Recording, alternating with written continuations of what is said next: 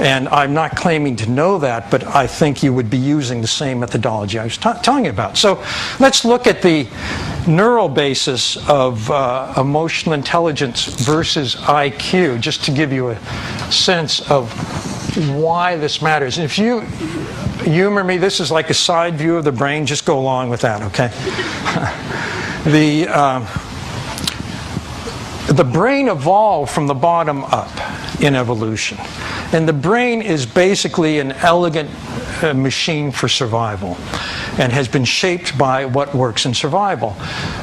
It turned out that among mammals, once we got to mammals, you needed to have a brain that registered emotions, because emotions have, in evolution, the primary survival function. There's one structure in the midbrain that's called the amygdala, which is the brain's sentinel, has a privileged position in perception. Everything we see in every moment goes mostly to the sensory cortex, but a small part of it goes to the amygdala. Not to other structures, but to the amygdala, which scans it to see, is this a threat? That's a constant question in evolution. Is this a threat? Or more generally, the amygdala has presumably been the structure that answers the one critical question for survival: do I eat it or does it eat me? This is not a question you want to go Google. Because in evolution, if you do, it just ate you. And so you didn't pass on this design of brain to us. The amygdala is a hair trigger. In other words, it would rather be safe than sorry. It gets a very fuzzy picture of what's going on. But if it thinks it has a match, it has the ability to trigger what's called the HPA axis, the hypothalamic pituitary adrenal axis. This creates a rush of stress hormones. It changes the entire way the brain prioritizes information. Once this axis has been triggered, it means that, for example, if the emotion is fear, everything relevant to what's scaring us is what preoccupies attention. It captures attention. It changes the hierarchy within memory so that we remember and think about only what pertains to the thing that's scaring us at the moment. And it does all the other things of the classic stress response. It sends energy to the limbs so we can run or fight and flee or freeze, whatever. So it's the classic fight, flight, freeze trigger. The problem is that the amygdala functions today the way it always has, and we don't operate in a world now that has actual physical threats. We operate in a complex symbolic reality where what we face are complex symbolic threats. He's not treating me fairly. She's dissing me. Whatever it may be, these threats today trigger the HPA axis, the amygdala. And so when we are caught in the grip of a distressing emotion, it means that attention narrows and fixates, and we get into a state which is suboptimal for most of life in ways I'll unpack for you.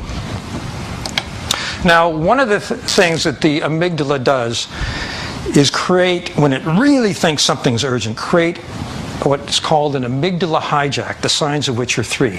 You have a very strong emotional response. It's very sudden and intense, and you do something or say something or send an email that when the dust settles you really regret, right? That is a sign of an amygdala hijack. And it happens to really intelligent people because we get really dumb when the amygdala takes us over. Because we're being run by our fears and our anger, by emotional repertoires that were learned unconsciously in childhood.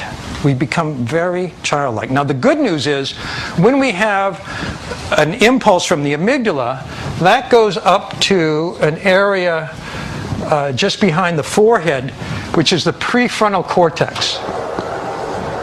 How did that happen? Did you do that? It's okay. No problem. Sorry. He's nothing but trouble. You know the guy.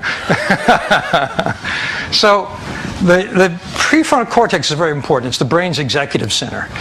The PFC draws together information from all over the brain. So when you're having amygdala hijack, like, this guy's not treating me right, I'm so pissed off I could slug him. I'm sure it never happens here, but just hypothetically, if you ever did. That impulse goes up to the executive center, and it scans all other incoming information. It kind of Googles the brain very quickly, and it comes up with that crucial fact you need to know now, like, oh, but this is your boss. Okay. Oh, so I'm not going to slug him, I'm going to smile and change the subject. And that is exactly the difference between purely cortical abilities, which operate solely in the top of the brain, the neocortex, that's where the IQ resides, and emotional intelligence abilities, which integrate the executive center and the emotional centers, because it's not just the amygdala, it's an extended network through the hippocampus and other elements. The amygdala is very widely connected throughout the brain. So when I talk about emotional intelligence at the neural level, I'm talking about this neocortical, actually prefrontal, subcortical integration of abilities. Now, there are 4 parts to emotional intelligence. There are 4 different domains. The first 2, I forgot something really important.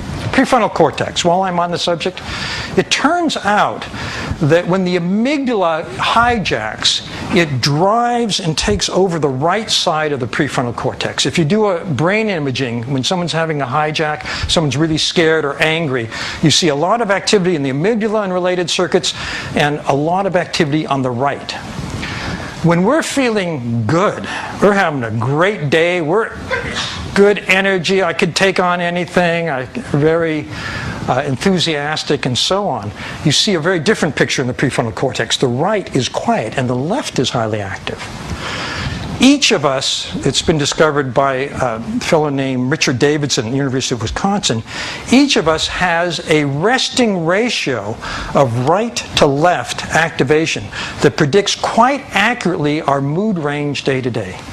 There's a bell curve for it. Most of us are in the middle. We have good days, we have bad days. If you're very far to the right, it means that you're probably clinically depressed or have an anxiety disorder.